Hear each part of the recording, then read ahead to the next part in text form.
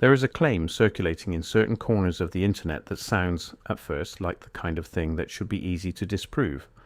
The claim is this, that before a certain point in history, clocks did not display 12 hours the way every clock you have ever seen displays 12 hours. That the standard face we all accept as obvious, as inevitable, as simply the way a clock works was not always standard. That something was changed, and that the change and the reason for it has been quietly removed from the official timeline of history. This is the kind of claim the Tartaria research community spends a lot of time investigating. And when you actually go and look at the historical record of timekeeping, what you find is not as simple as the claim suggests, and not as dismissible as the mainstream would prefer you to believe. Because here is what is genuinely true, verifiably true, documented in museum collections and in the scholarly literature on the history of horology, the science of timekeeping. The clocks that existed before the standardization that most people assume has always been in place were radically more varied than anything you would recognize today. They did not all show 12 hours. They did not all agree on when the day started. They did not all divide time the same way. And the process by which one specific system was imposed on the world as the universal standard, the process that made the 12-hour face feel inevitable and natural, was not a simple story of practical improvement. It was a political and economic story. I'm driven by the same forces that the Tartaria research tradition has been investigating from a dozen different angles. So let us actually look at what clocks were doing before the standardization. And let us ask the question that the mainstream history of timekeeping does not spend much time asking. Who decided? And why? The mechanical clock as a device emerges into documented history in 13th century Europe, with the earliest recorded weight-driven mechanical clock installed in 1283 at Dunstable Priory in England. But the early mechanical clocks were not the 12-hour devices we are familiar with. Many of the earliest surviving clock faces operated on a 24-hour system tracking the full circuit of the day in a single revolution of the hour hand, rather than the 2 revolutions that the 12-hour system requires. The Wells Cathedral clock, one of the oldest clock mechanisms in the world, operates on a 24-hour face. The clock at the Beta Vergine in Milan, built around 1330, struck its bell 24 times in a full day because it was displaying 24 hours. This is where it starts to get genuinely strange in the way that the Tartaria research community finds significant. If the 24-hour clock face was the early standard, as the historical evidence suggests it was, then the transition to the 12-hour face was a departure from what came before. It was a simplification, yes, but simplifications always involve choices about what to remove. The 24-hour face told you something that the 12-hour face cannot tell you without additional information. It told you unambiguously whether you were in the first or second half of the day. It mapped the entire sky onto the face of the clock. It was, in a sense, a more complete representation of time's relationship to the cosmos. The 12-hour system requires you to know whether it is morning or afternoon. It requires context that the clock itself does not provide. It is, by any rational measure, a less complete system than what preceded it, and yet it won. Why did it win? Before we get to that, we need to talk about what the Tartaria research community actually claims about clocks and time, because the specific claim about 13-hour faces is worth examining carefully and honestly. The claim circulates in 2 forms. The first form holds that physical clocks with 13-hour faces exist in historical collections, that photographs of them are available, and that mainstream historians attribute them to various explanations that do not hold up to scrutiny. The second form holds that the 13-hour day was a system used in a prior civilization, the civilization that researchers in this community associate with the Tartarian world empire, and that the physical evidence for this system was systematically removed during the Reset event, or events that erased the Tartarian civilization from official history. The honest investigator has to deal with these claims separately, because they have different kinds of evidence behind them. On the first claim, the physical evidence is real but requires careful interpretation. Main clocks with non-standard faces absolutely exist in historical collections. There are clocks with Italian hours, a system where the hour count reset at sunset rather than at midnight or noon. meaning that by the time of sunrise the displayed hour could be anywhere between 10 and 14 depending on the season and the latitude. There are horological scholars who have documented clocks from medieval and early modern Italy where the face displayed counts that reached well past 12 because the count began at a different point in the day's cycle. An Italian traveller encountering one of these clocks in the morning hours would see numbers in the range of 12 to 14, displayed where a modern viewer would expect to see numbers between 6 and 8. The mainstream explanation for these Italian hours clocks is that they were a regional timekeeping convention that existed alongside other systems before standardization, and the mainstream explanation is correct as far as it goes. What it tends not to engage with is the significance of the diversity itself.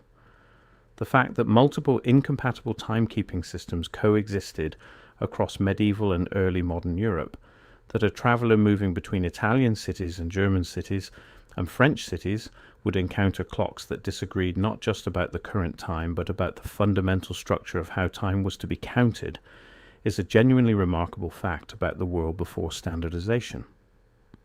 The standardization that erased this diversity is the part that deserves more attention than it typically receives. Railway time is where the standardization story usually begins in conventional history. Before the railways, every city kept its own local solar time. Noon was when the sun was highest at your particular longitude. Bristol was 10 minutes behind London. Manchester was about 8 minutes behind. This had been perfectly adequate for a world where travel between cities took days and coordination across distance was done by letter. The railways changed this because trains required timetables and timetables required agreement about what time it was at both ends of the journey.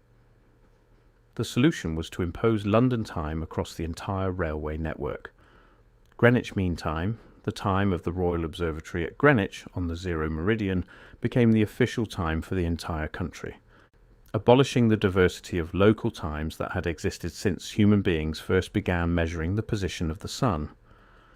A conference in Washington in 1884 extended this to a system of global time zones radiating from Greenwich, completing a process that had converted the world's relationship to time from something locally anchored and cosmologically meaningful into something administratively convenient.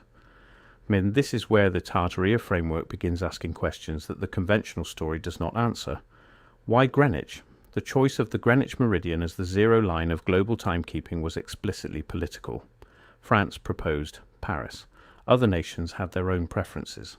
The choice of Greenwich was, in the end, a reflection of British imperial power at its 19th century zenith. The sun, Maes, as the British said of their empire, never set on it, and the clocks of the world were accordingly set to British time. This is documented and acknowledged in the conventional history of timekeeping standardization, and it is worth sitting with for a moment because it confirms something important. The universal timekeeping system that everyone alive today operates within.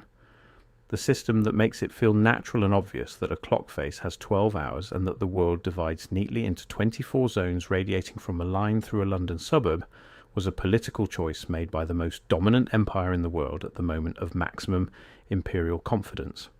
It was not discovered, it was decided. And the things that were decided against, the Italian hours and the local solar times and the 24-hour faces and the diverse systems of counting that had existed before the decision, were not preserved in the official record as legitimate alternatives. They were reclassified as historical curiosities, as pre-modern quaintness, as the innocent imprecision of people who had not yet figured out the right way to measure time. The Tartaria research community's contribution to this story is to ask what else might have been decided against in a more fundamental way. Not just alternative conventions for counting existing hours, but alternative systems of relating human time to cosmic cycles. Systems that, if they had existed in a prior civilization, would leave exactly the kind of fragmented and confusing evidence that we actually find when we look carefully at the historical record. The 13-hour claim specifically points to a cycle with a different relationship between the solar day and the unit of the hour. 13 is not an arbitrary number in this context. In a system where the day was divided into 13 equal parts, each hour would be approximately 1.85 current hours long, which would produce a noticeably different relationship between human activity cycles, light cycles, and the calendar. The claim is that some artifacts, some clock faces, some architectural features preserve evidence of this system in ways that conventional historians either do not notice or do not know how to interpret. Whether that specific claim is correct or not, the broader framework it operates within is pointing at something real. The standardization of time in the 19th century was genuinely a political act that erased diversity. The diversity it erased was genuinely more extensive than most people are aware.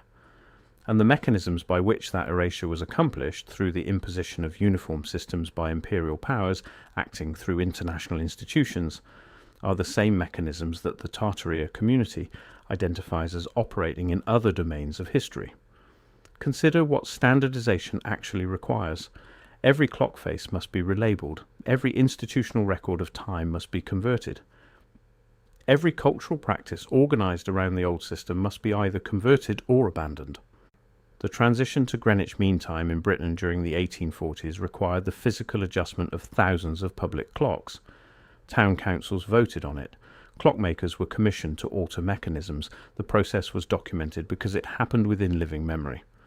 For a reset operating on a longer timescale, operating on the scale that the Tartaria research tradition proposes, the same adjustment would have been necessary, but the records of the adjustment would have been among the things adjusted. This is the recursive problem at the heart of investigating any sufficiently comprehensive historical erasure. The evidence of the erasure is itself erased, recontextualized, in a way that makes it legible only within the new system that replaced the old one. What survives, and what clock research in the Tartaria community focuses on, are the artifacts too physically embedded to be fully erased. A clock face carved in stone cannot be reset as easily as a paper record can be rewritten. The Tartaria research methodology is, at its core, an archaeology of the physically embedded, a search for traces of prior systems that survived precisely because they were carved in stone or cast in bronze rather than written on paper. The Italian hours clocks exist in museum collections and are documented in academic literature. The 24-hour faces of medieval tower clocks are visible to anyone who visits the relevant cathedrals. The political choice of Greenwich as the global zero meridian is documented and acknowledged. The erasure of local time diversity through railway standardization is documented. These are the solid ground beneath the more speculative structures that the Tartaria research community builds on top of them. The specific claim of 13-hour faces before 1800 requires more careful examination than it has received, either from advocates who assert it with confidence the physical evidence does not yet fully support, or from mainstream critics who dismiss it without engaging with the legitimate questions about timekeeping diversity that surround it. What the Tartaria approach to clock history is actually doing at its best is asking why the diversity that genuinely existed before 19th century standardization was erased so completely from popular understanding. Why do most people believe clocks have always shown 12 hours when the historical record shows they have not? Why is the political nature of the Greenwich Standard not more widely discussed? Why does the transition from diverse cosmological timekeeping to uniform administrative timekeeping not feature more prominently in the history of how the modern world was built? These are legitimate questions. They do not require the specific 13-hour claim to be literally true in order to be worth asking. The things we accept as natural, as simply the way reality works, are frequently the residue of political decisions made by people with authority at specific historical moments. The 12-hour clock face is one of them. The Greenwich Meridian is another. The Gregorian calendar that tells you what year it is and how many days are in each month is a third. The second, the minute, the hour, the day, the week. None of these are natural features of the universe. They are human decisions made at specific times for specific reasons by people who had the power to make their decisions stick. The Tartaria research tradition asks what it would mean if an earlier set of decisions, an earlier system of understanding the relationship between human activity and cosmic cycles, had been replaced rather than evolved. Not improved upon and superseded through scientific progress, but actively replaced, and then wrapped in an official history where the replacement looked like progress rather than imposition. That question cannot be answered by looking at clock faces alone. But it is not a bad place to start, because time is the most fundamental category of human experience, And whoever controls how time is measured controls something more fundamental than territory or money. They control the frame within which everything else is experienced, understood, and remembered. The clocks were changed. The only remaining question is what they showed before. If this kind of investigation into the edges of official history is what brings you here, subscribe and hit the bell. We go into the physical record, the architectural evidence, and the documented anomalies that the mainstream prefers to leave undiscussed. Next week we are looking at the buildings that appeared fully formed in cities that officially did not exist yet, and asking who built them before the founders arrived. Drop your evidence in the comments. The timekeeping anomalies you have found, the clock faces that do not fit the standard story, the architectural proportions that encode a different system. This research community builds its case one artifact at a time, and the archive is still being assembled.